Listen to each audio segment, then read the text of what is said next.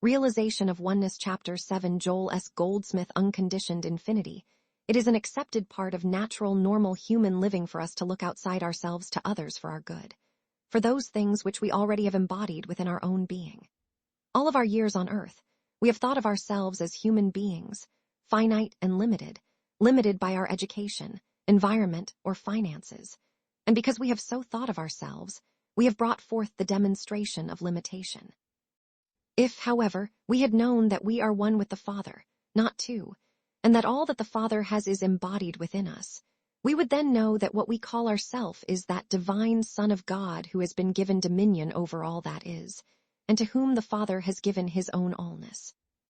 Once we begin to realize that our real self is not a personal limited self, a self limited to our personal sense of good, but rather that our selfhood, our real being, is God, of which the human personality is but the outer form, or individual expression, then through meditation, we learn to make contact with our divine self. From the moment that we have contact with that divine self, infinity begins to flow forth, immortality and eternality. Self-contained being because of our false education, we have accepted our human personality as our real self and have never looked within, but rather have looked outside, putting our faith in princes, in political preference, influence, or in the accident of birth. With the revelation of our true identity, we realize that the self of us is God, and therefore, we can reach down into this withinness and find ourselves one with the vine, one with our divine selfhood. The moment that contact is established, it is as if a voice said, "I am with you. I am going before you. I will be your bread, your meat, your wine. I will appear outwardly as your opportunity, as your companionship, as your home, as your safety, and as your security. I will do all things for you." Now we no longer look to parents, children, neighbors, friends, brothers, or sisters. We look within ourselves, make contact, and then are patient until the flow begins to come from within, pouring forth as the without. After that, we do not have to depend on those outside us, but rather we can share with them out of this infinite storehouse, until they in their turn learn the infinite nature of their own being and begin to draw on it.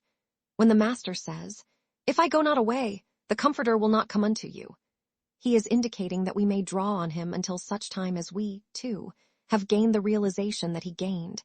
That is, that I in the midst of us is our wine, our water, and our bread, the presence that appears in our experience as divine harmony. We practice this by turning within each day, realizing that God within us is the self of us, and it is our Father's good pleasure to give us the kingdom. The Father knows what things we have need of even before we speak. Therefore, in this meditation we need only acknowledge, "Father, thou art closer to me than breathing, even in the very midst of me, and because thou art the infinite intelligence of this universe, thou knowest my need even before I do. Before I could possibly ask, it is thy good pleasure to give me the kingdom, whatever that may be. It is thy good pleasure to forgive me my sins. It is thy good pleasure to go before me to make the crooked places straight. It is thy good pleasure to be my constant companion. It is thy good pleasure to be my bread, my meat, my wine. Thou art my life eternal. Thou art my resurrection. Thou, Father, in the midst of me art my infinite supply, and only from the divine fountain in the midst of me will I look for my good to flow." While we are doing this, we are dying daily to the belief that someone external to us must provide for us, that we are dependent on a person, a group, an employer, an investment, or upon anything except this infinite self which is our being. This becomes easier for us when we think of ourselves in terms of capital S instead of small s. Think of ourselves as being the sons of God, heirs of God, and joint heirs to all the heavenly riches. Then we have impersonalized that self of ours, and gradually we come to realize that we are not finite being. We are not that creature who is not subject to the law of God, neither indeed can be. For we now have the Spirit of God dwelling in us consciously, and this makes us the sons of God. If so be the consciousness of the presence of God be in us, then do we become the children of God, no longer mortal, no longer material, no longer finite, no longer dependent on any circumstance or condition external to our own being, but now dependent on our conscious union with God, our conscious oneness. Mind is not a creative agency when we struggle to demonstrate or create things for ourselves.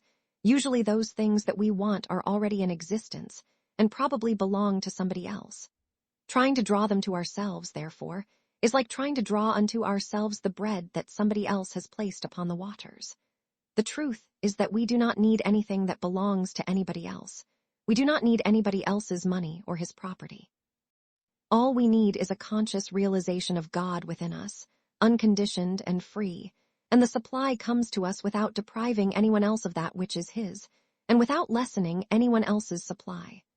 The correct interpretation of bringing spiritual supply into our experience is to bring it out of what might be called the unmanifested, to bring it forth out of the invisible. But to attempt to create with our minds is to draw to us that which is already in existence, that which is already finite, and in many cases already belongs to somebody else. Using the mind for creative purposes always results in a state of limitation, because what we are demonstrating, then, is finiteness. If it were possible to demonstrate infinity by some kind of mental manipulation, it would certainly be wise to use the mind to its fullest extent. But no one can create infinity with his mind, because that would make a person greater than infinity. We cannot compress God within our mind. We cannot have a monopoly on God, not even a copyright, but we can become aware of the infinity that is.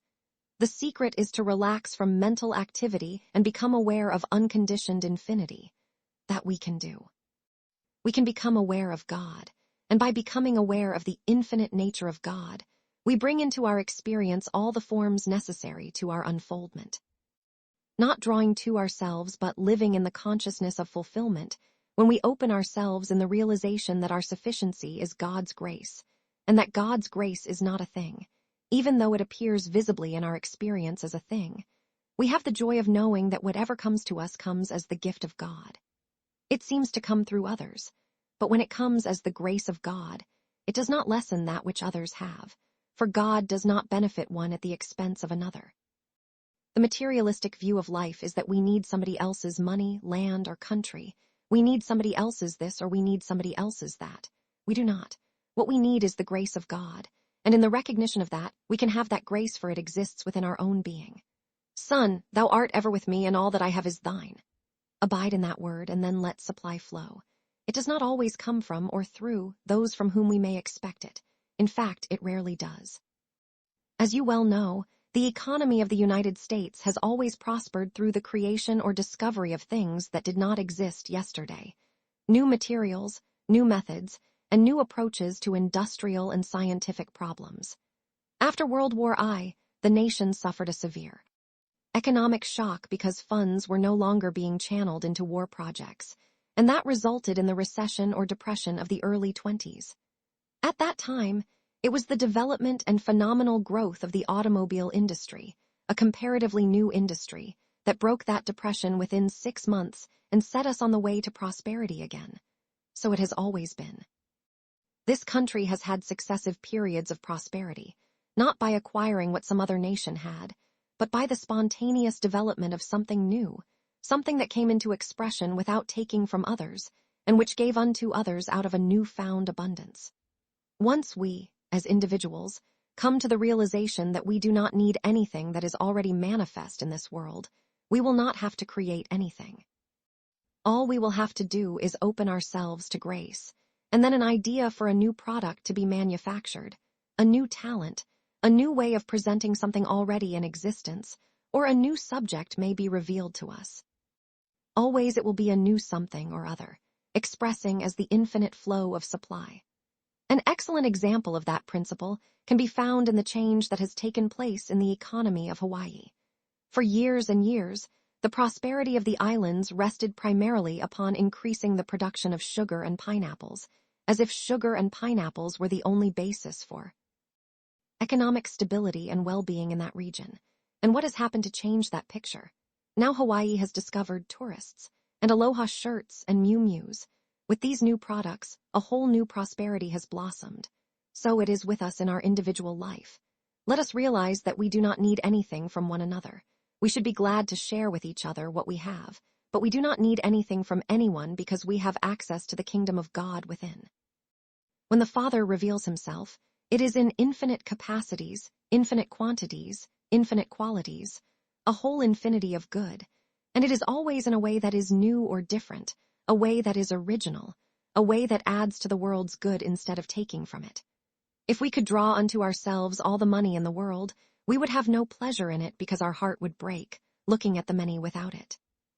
But it is a joyous experience to be able to increase the goods of this world, to be able to look at our particular world and feel that, in some small way, we have been responsible for bringing an increase of good into the whole world. Is that not what industry, rightly understood, is doing today? Is it not? Bringing forth into expression the very good that we enjoy and increasing the flow of supply in every direction. Industry is an activity that must be the human expression of God's grace, and often the bigger the industry, the better it is for all the world. Sometimes we are afraid of bigness, not realizing that if it were not for bigness, we would not have many of the things that we now have. Bigness does not take from the world, it gives to the world. When a new idea springs into being, whether it is the automobile, the radio, television, or the airplane, be assured that somebody has touched cosmic consciousness and drawn out of it its secrets. And whenever that happens, mankind is going to be enriched. In our present stage, there may be some evils connected with unrestricted industrial expansion, because the world has not yet been brought to the place of brotherly love, of loving our neighbor as ourselves. We should be grateful, however, that we are living in an age when brotherly love is beginning to be practiced. Let all of us rejoice when something new, spontaneous, and great comes into thought, whether it comes into your thought or mine, because it is. Adding to the whole, let us not work with the idea of drawing to us from the world, but living in the consciousness of fulfillment. The significance of the individual you may believe that as long as you go your own sweet way, bothering no one, you are living your own life, and that nobody else is affected by it.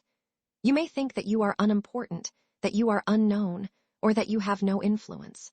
That is the most disastrous state of thought that you can possibly entertain.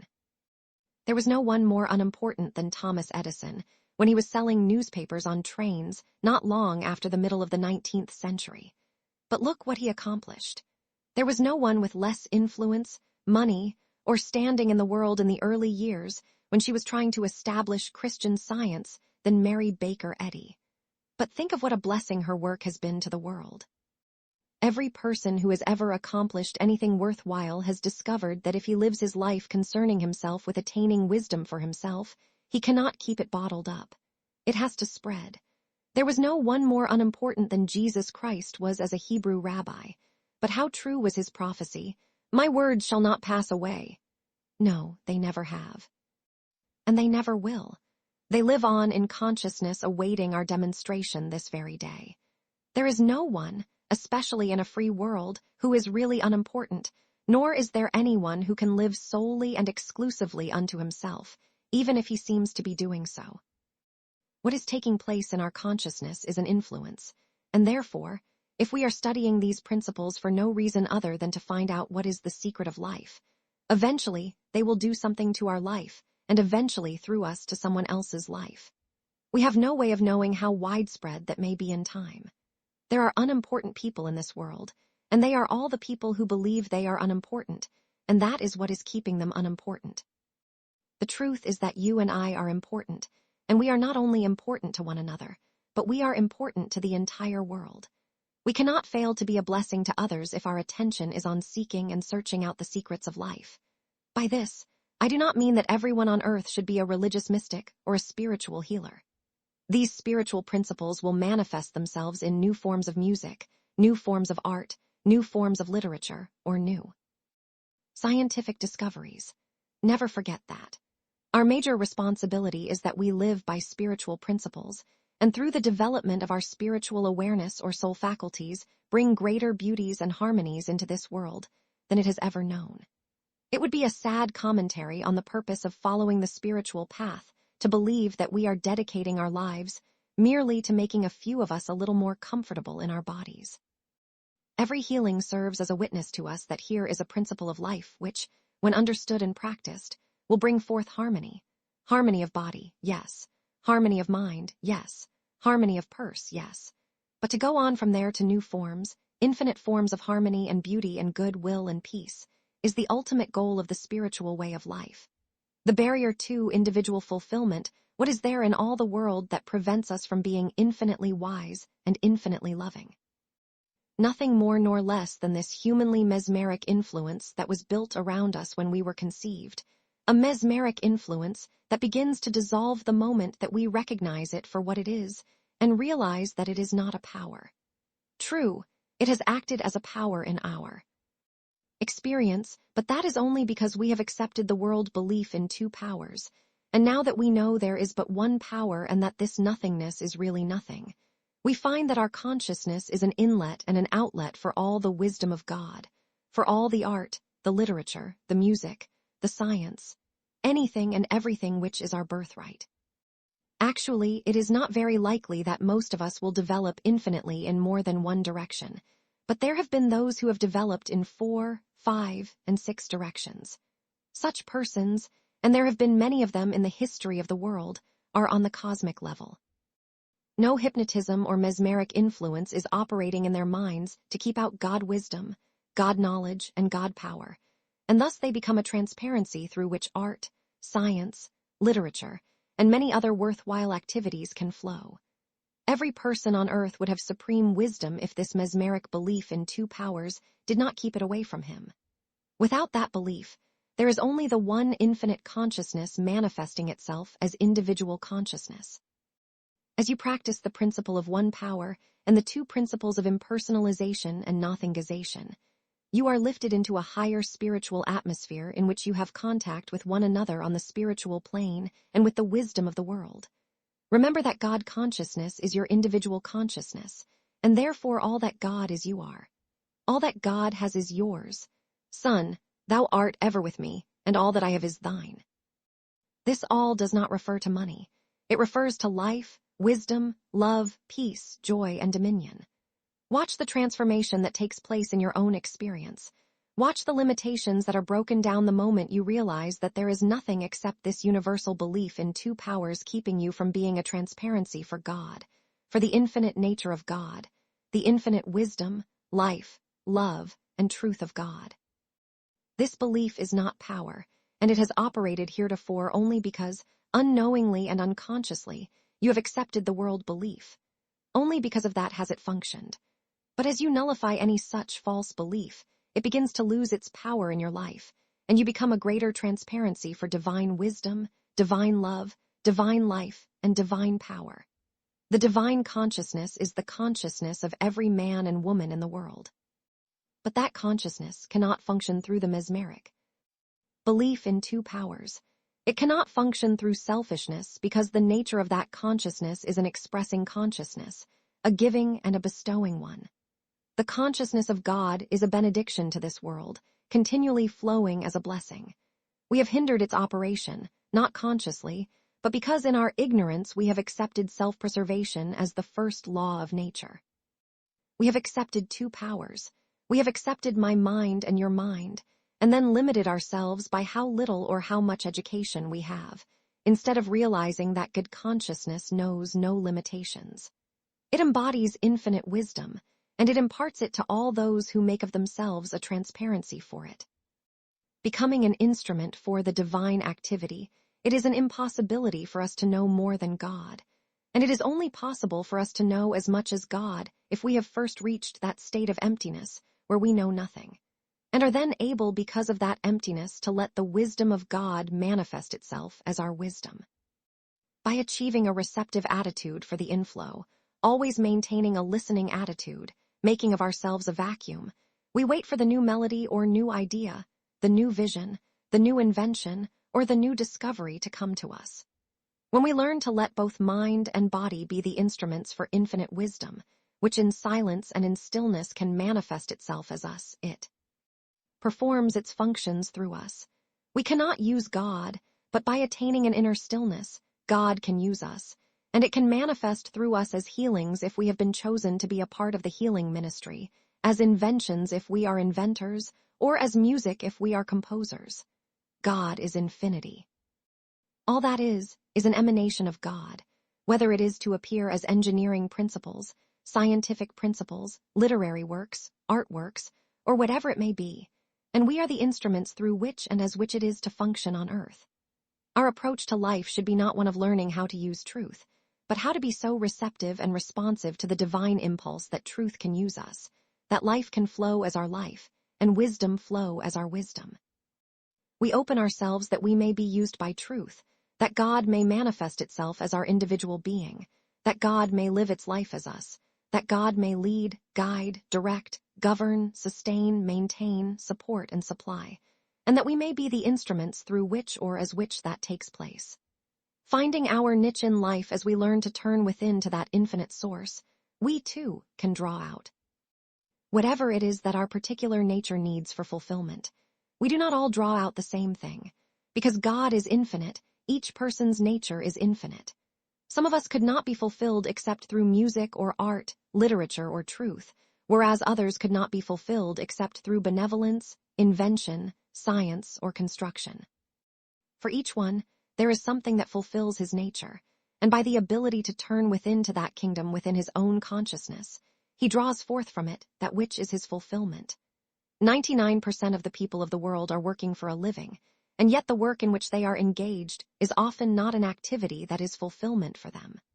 Their work is something they merely tolerate, possibly because they began their careers before they knew enough about themselves. They started out young, got into the wrong kind of work for them, got married, had to support a family, and had no time, energy, or money to experiment until they found that which would have fulfilled them. So they had to stick with that with which they were stuck. But with the understanding of the infinite nature of individual being, it is never too late because we can all turn within. We can all reach that infinite source within ourselves and begin to draw forth our fulfillment. Then, with patience, we will find that we are moved one step at a time to that which is to be our life. Unfortunately, most of those who come into metaphysics expect fulfillment to come the easy way, and it does not happen that way. Then, too, they may hesitate to embark on a new venture because they are afraid of that interval in between when they may seem to be a failure to the world, when they may not seem to be bringing forth fruitage. They expect to be led from where they are to their heavenly estate without the experiences that often do come when they have to give up the familiar ways they tried yesterday for the unknown ones of tomorrow. Often there are long, bleak intervals between the old and the new, but with wisdom, they learn not to be afraid of failure. They learn not to be afraid of lack or limitation. They learn to be patient with their transitional experiences until they do come into their fulfillment. Be assured of this. Our life's experience is the outpicturing of our own state of consciousness. Whatever limitations we are experiencing are the limitations of our state of consciousness, and they are going to continue until that state of consciousness develops and deepens and becomes enriched. Then the outer experience follows that new pattern. There are times when we have a limited sense of ourselves, and then there are other times when for one reason or another that limited sense disappears, and we are our natural selves. Or there may be times when we have a fearful sense, and for hours we may be walking around in fear or dread, and then all of a sudden it dissipates and is gone, and once again we are our normal natural selves. Every sense of limitation, every sense of discord, every erroneous trait of character is nothing more than an erroneous sense that is gripping us, and the very moment that we begin to realize the one power and the non-power of the mesmeric sense that heretofore we have accepted, a sense of freedom takes its place, and although we are the same person we were, nevertheless now we are free. Whereas I was blind, now I see. Whereas before we were under a sense of limitation, now we feel free. Whereas before we may have felt inadequate, now we feel adequate to whatever situation is brought into our experience. The whole thing really is a process of dehypnotization. Many years ago, when I was devoting all my time to the practice of spiritual healing, I recognized as patients came to me how much they were functioning from an inner sense of limitation and how much they were governed by a sense of fear. Often I would hear associates of mine in the practice comment on this. If so and so would only do this, or if so and so would only be this way, or if so and so would only overcome this. Through observation, I saw that these inequities, injustices, and limitations were nothing more than this mesmeric sense, and then the question presented itself to me. How do you break this hypnotism? How do you break the hypnotism that is binding this person to greed, this one to miserliness, this one to lust, and this one to fear? How do you break this mesmeric sense? It required years of meditation and years, almost of heartbreak, before it was revealed to me that the way to break the hypnotism was to know that hypnotism is not power. That is the only way, and that has been the function of my work and the nature of my practice from that day to this. Not trying to break hypnotism, not trying to free anyone from being hypnotized, but knowing that hypnotism itself is an activity of the carnal mind and therefore has no power and no law to sustain it, and that it is inoperative. To be a transparency for infinite intelligence and divine love means to recognize that the carnal mind, this mesmeric influence of two powers, is not power, is not functioning in your or my experience, and has no law of God to maintain or sustain it.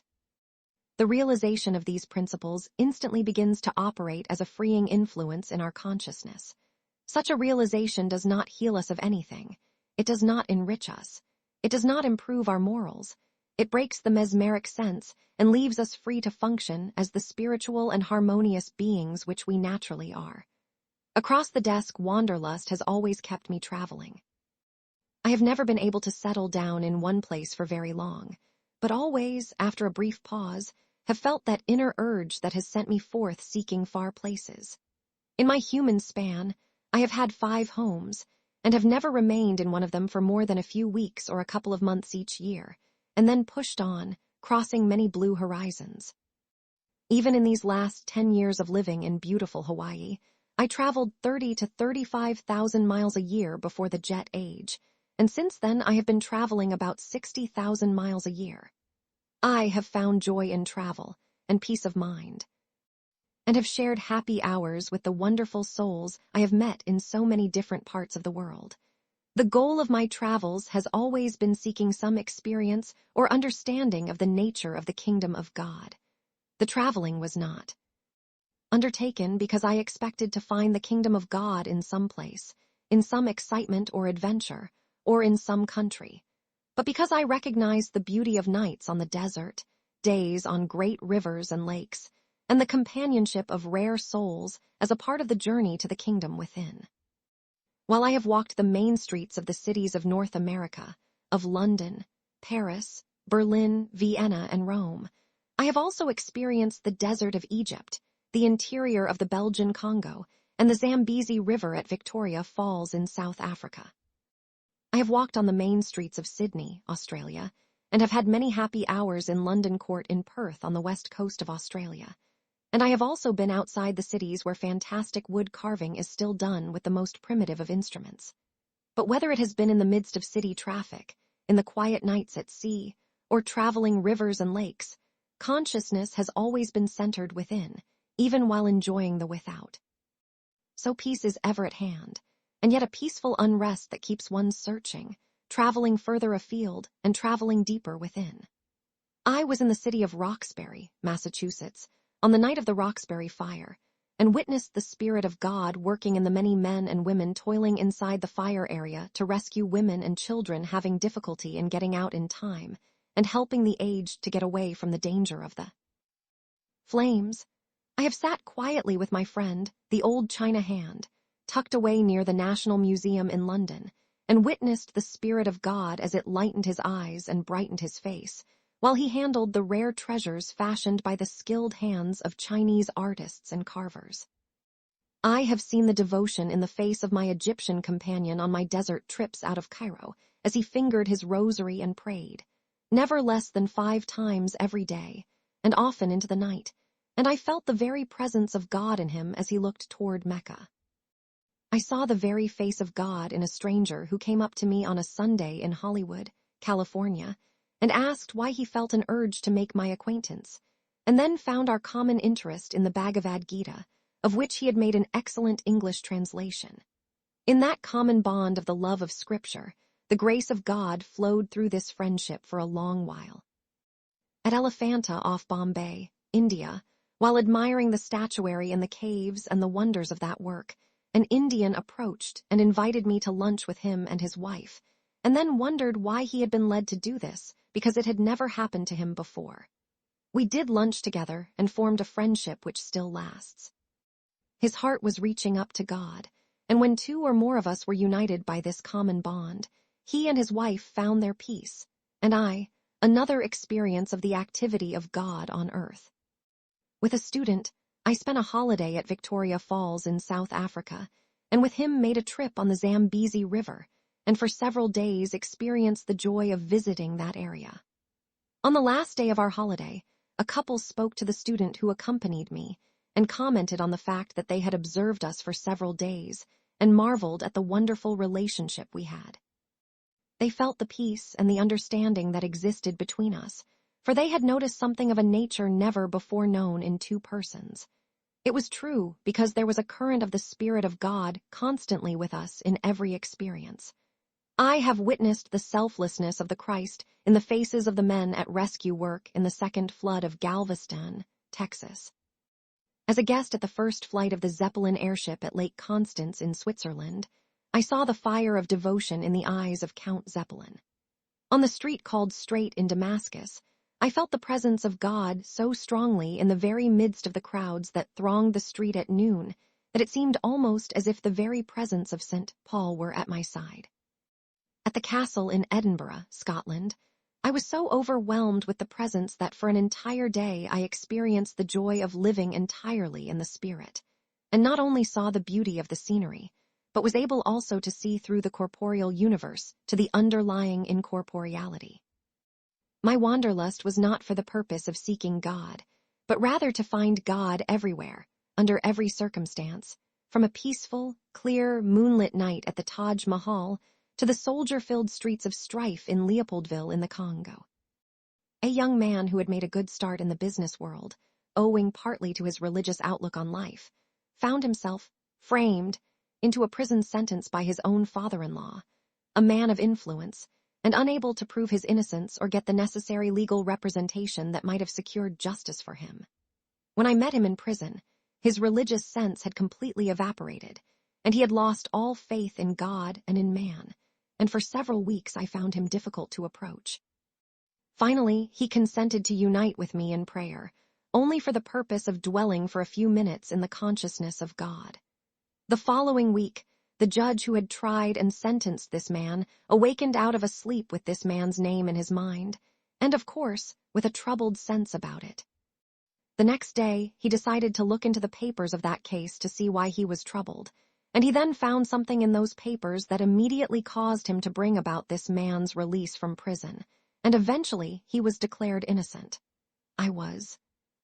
With this young man the day after he received notification of the judge's discovery of his innocence, and if ever the presence of God was on earth and reflected in a face, this was the time. I have never known what many other men have found in life in the experience of marriage, family, home, and business, but I have found the presence of God, the love of God, the light of God in people, in places, in things. I have found joy in my wanderlust, and I suppose I will continue as long as I catch glimpses of God's grace, God's touch, and can witness His Spirit on earth as it is in heaven. I do not seek the kingdom of God, but the experience of God, here, there, and everywhere, and continue on into the invisible, where, even if I make my bed in hell, His presence will reveal itself there.